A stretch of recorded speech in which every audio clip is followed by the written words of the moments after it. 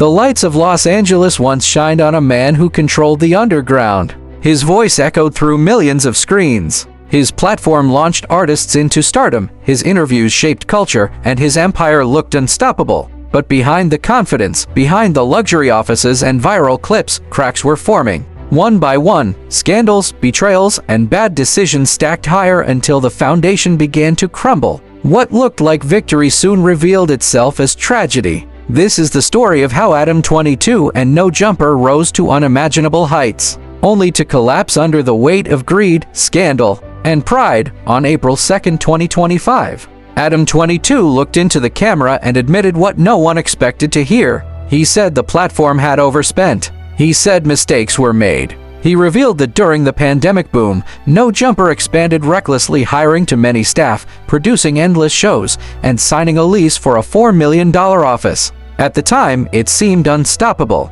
Views were soaring. Advertisers were paying top dollar. Patreon subscribers were piling in. But the boom did not last. And now, the bills remained. In the video, his tone was not defensive, but almost resigned. He admitted that the growth was unsustainable. The audience listened, stunned, as he described the layoffs, the warehouse he was desperately trying to sell, and the reality that No Jumper could no longer operate at the scale it once did. Some fans sympathized, saying every business faces struggles, but others saw it as karma, proof that greed and arrogance had finally caught up. The once unshakable Adam22 was now speaking like a man cornered, forced to acknowledge that the empire he built was collapsing under its own weight. When Adam explained the numbers, the truth was even more brutal than fans imagined. YouTube views, once a guaranteed stream of revenue, had normalized after the pandemic. The days of millions of easy clicks were gone. Snapchat and Facebook, which had once paid enormous sums for viral clips, slashed their payouts by nearly 80%. The gold rush was over, and then came the final blow. Patreon, once a thriving source of income, began to dry up. Fans who subscribed to support uncensored interviews and adult-themed content stopped paying. They no longer cared for the shock factor. The same audience that once tuned in for Plug Talk, the podcast Adam hosted with his wife, was moving on. Interest had collapsed. What once brought in tens of thousands of dollars every month was now reduced to scraps. Adam admitted this openly. He said the model was broken. He said the numbers didn't lie. Fans watched the clip of him explaining how the company's revenue was a fraction of what it used to be. Some said this was simply the nature of online fame. What goes up must come down. Others argued he had spread himself too thin, chasing every dollar, turning No Jumper from a respected platform into a circus. The crash was not sudden, it was years in the making. As if the financial collapse wasn't enough, the platform was hit with legal problems. Adam revealed that No Jumper's Instagram account, with millions of followers, had been deleted. This was a devastating blow. Without Instagram, the platform lost a key outlet to promote interviews, push merchandise, and stay relevant in the fast-moving world of hip-hop culture. The brand's visibility vanished overnight. Worse still, lawsuits were piling up. A former employee, once part of the inner circle, had filed a case against Adam. Legal fees mounted. The weight of fighting battles in court only added to the already crippling expenses of keeping the company alive. Fans began whispering online. Some speculated about unpaid wages, others about toxic workplace conditions. The rumors spread faster than the facts, fueling the perception that Adam had lost control of his empire.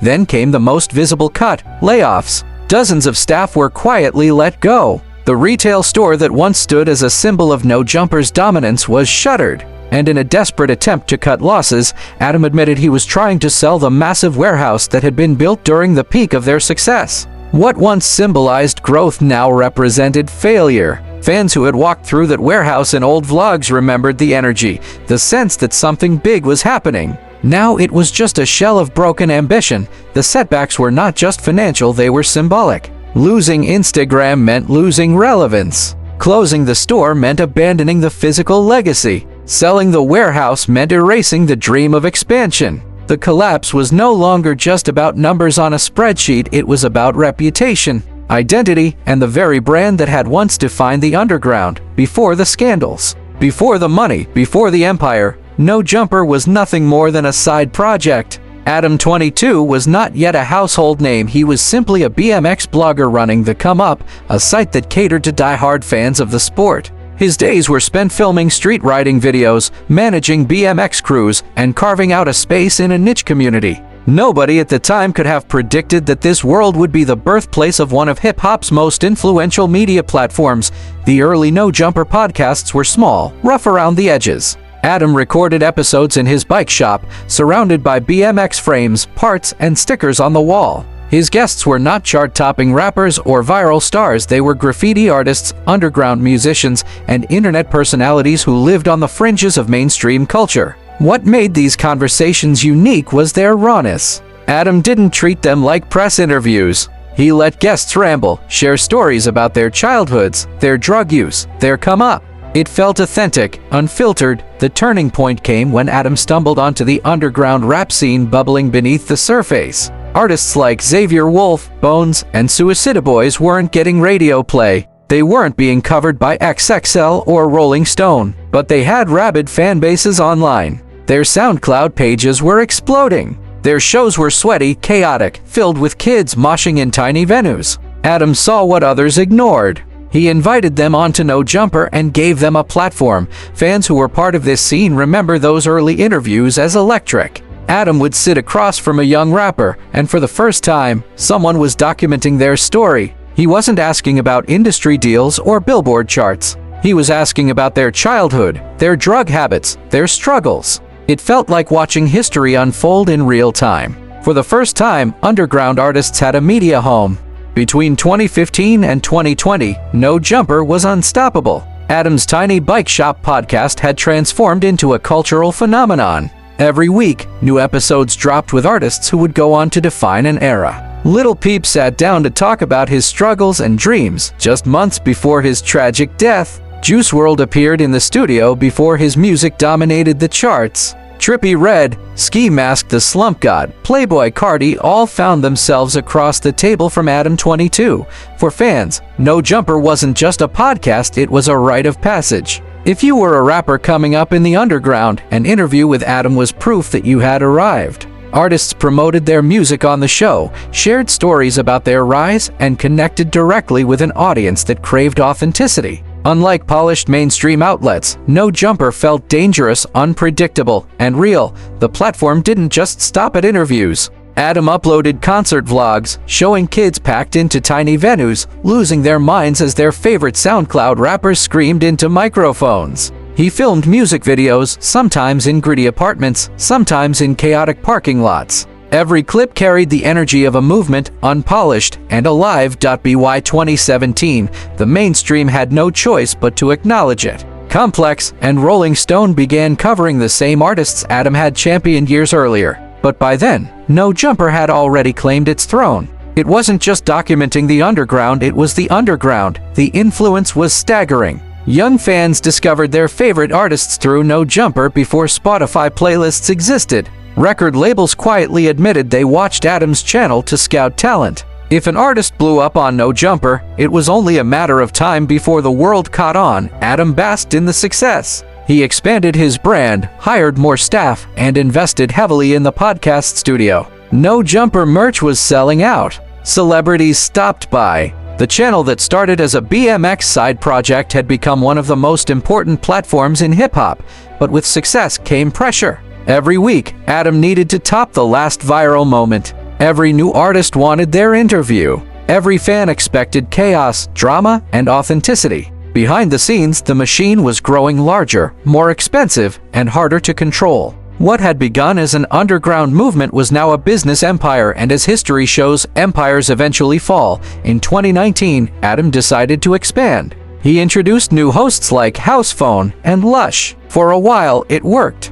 The energy was fresh. New shows were born, and fans tuned in to see the dynamic between co-hosts. But as more and more personalities filled the studio, the identity of No Jumper started to blur. Some fans felt the interviews with underground rappers were being replaced by endless group podcasts. Dozens of unfamiliar faces appeared, confusing viewers. The brand grew wider, but weaker. Adam had gone from being the underground's trusted gatekeeper to the CEO of a noisy media factory. Some fans stayed for the drama. Others quietly walked away. The seed of the downfall had been planted. Instead of pulling back, Adam leaned further into chaos. Arguments, shouting matches, and even physical fights became regular content. Thumbnails showed fists raised, guests screaming, hosts walking out. The channel started chasing viral moments, but each one came at a cost. What was once respected as the place where artists told their truth was now compared to a reality TV show. Fans complained that it felt staged, forced, and desperate.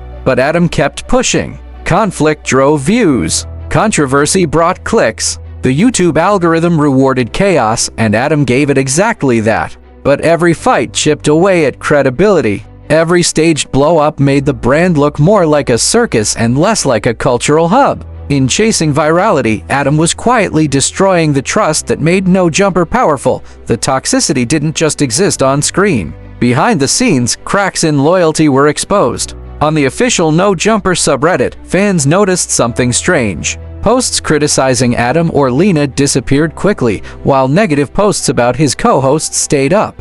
Whispers of censorship spread. Fans accused Adam of protecting his own image while throwing his team under the bus. Soon, those tensions boiled over. Housephone, one of Adam's oldest friends, was humiliated live on air when Adam exposed personal details he begged to keep private. Ad and Lush soon followed, clashing with Adam until they walked away from the brand entirely. What was once a tight-knit team now looked like a war zone. The departures gutted the channel, and fans turned on Adam. He wasn't the leader anymore. He was the villain. As if the chaos wasn't enough, Adam's past returned to haunt him. Old blog posts resurfaced, filled with disturbing comments about underage girls. Rumors of predatory behavior spread once again. The more he denied, the more fans dug. Screenshots and forum archives went viral. Even artists who once stood beside him distanced themselves. Lil Pump, a former ally, publicly mocked him.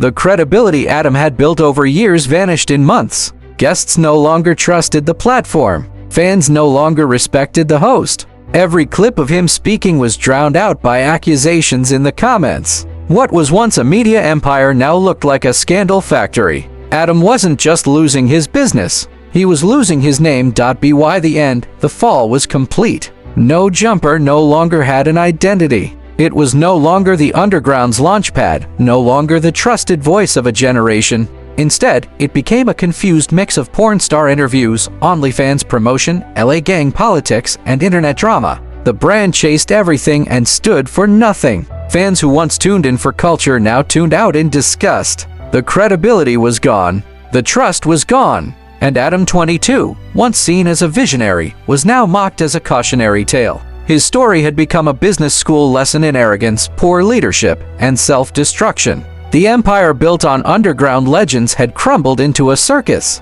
And when the dust settled, only one truth remained. Adam22 didn't lose No Jumper to rivals or to the algorithm or even to scandal alone. He lost it because he lost himself.